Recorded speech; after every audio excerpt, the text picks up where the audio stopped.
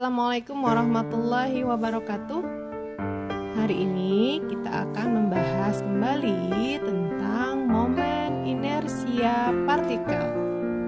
Kali ini saya akan membahas tentang satu contoh soal tentang momen inersia partikel. Baik teman-teman, kita lihat sekarang kasusnya seperti ini ya. Di sini terdapat 4 buah massa. Ya, kita anggap partikel ada 4 buah massa. Massa yang berada di titik A, titik B, titik C, dan titik D.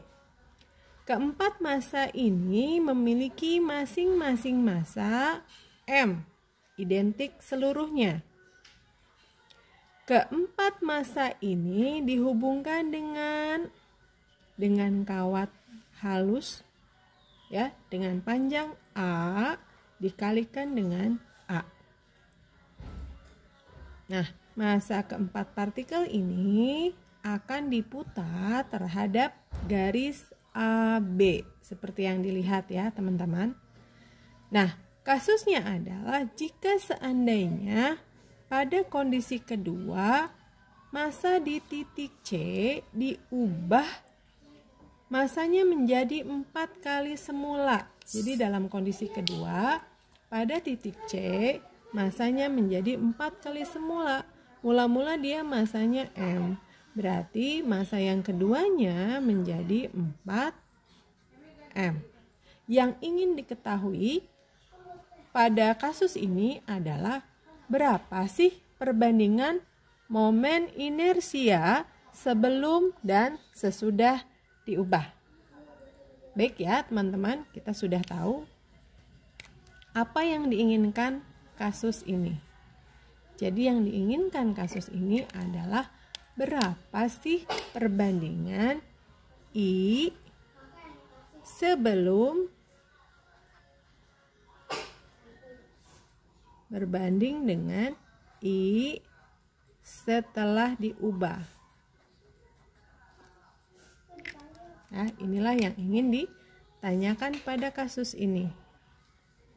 Baik, berarti mula-mula kita akan mencari inersia sebelum diubah, lalu kita akan mencari inersia setelah diubah, dan pada akhirnya kita akan membandingkan. Baik teman-teman, harus diingat terlebih dahulu, apa sih momen inersia?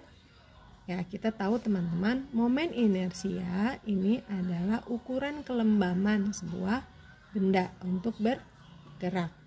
Nah, momen inersia dimiliki benda untuk berrotasi. Nah, kali ini yang kita bahas adalah tentang momen inersia partikel. Kita tahu bahwa momen inersia partikel I sama dengan M dikalikan dengan R kuadrat. Ya, teman-teman masih ingat kan bahwa inersia merupakan massa dikalikan jaraknya terhadap poros yang dikuadratkan. Berarti kita akan coba selesaikan untuk kasus ini ya. I sebelum itu merupakan inersia akibat ada berapa massa teman-teman di sini? A, B, C, dan D. Berarti inersia sebelum yang akan kita cari adalah I akibat massa A ditambah dengan I akibat massa B ditambah dengan I akibat massa C ditambah dengan I akibat massa D. Ya, kita akan cari satu persatu. I akibat massa A. Teman-teman bisa lihat di sini. Massanya dia adalah M. Tetapi kita lihat R-nya. R ini adalah jarak massa ke sumbu putar.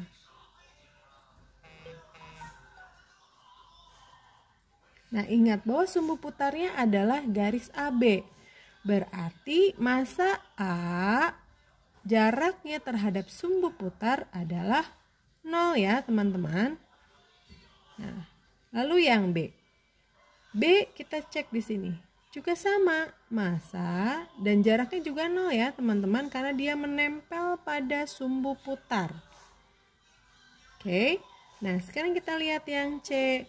Massanya adalah M dan jaraknya ke sumbu putar, teman-teman bisa lihat di sini, jarak massa C ke sumbu putar adalah sebesar A. Berarti di sini kita akan tulis jaraknya adalah A, jangan lupa dikuadratkan, ditambah dengan D. Inersia di D, massanya juga sama M, dan jaraknya adalah dari sini ke sini, yaitu A juga. Jadi kita masukkan A, jangan lupa dikuadratkan. Maka hasilnya adalah 2M A kuadrat. Ya, baik, ini adalah inersia sebelum massa C diubah. Ya, teman-teman bisa lihat. Lalu setelah itu kita akan coba cari inersia setelah. Inersia setelah juga sama teman-teman. Kita langsung saja ya. Ini juga sama, IA ditambah IB ditambah IC ditambah ID. Kita sudah tahu bahwa A di sini 0. Di sini juga 0 ya, karena tadi jaraknya. Nah, yang berubah hanya inersia C saja. Teman-teman bisa dilihat di sini. M-nya tidak menjadi M, tapi menjadi 4M. 4M, jaraknya masih tetap ya, A kuadrat. Untuk yang D di sini tidak diinformasikan berubah. Di sini juga tetap massa A kuadrat. Maka dari itu hasilnya menjadi 5M A kuadrat. Nah, maka dari itu misi kita adalah mencari I sebelum berbanding dengan I setelah. Maka hasilnya 2M A kuadrat dibagi dengan 5M A kuadrat, kita tinggal membagi. Maka dari itu perbandingannya adalah 2 dibanding 5. Seperti itu. Dari perbandingan ini sangat diketahui ya teman-teman, bahwa momen inersia setelah diubah akan menjadi lebih besar dibanding yang sebelumnya. Ya, seperti ini.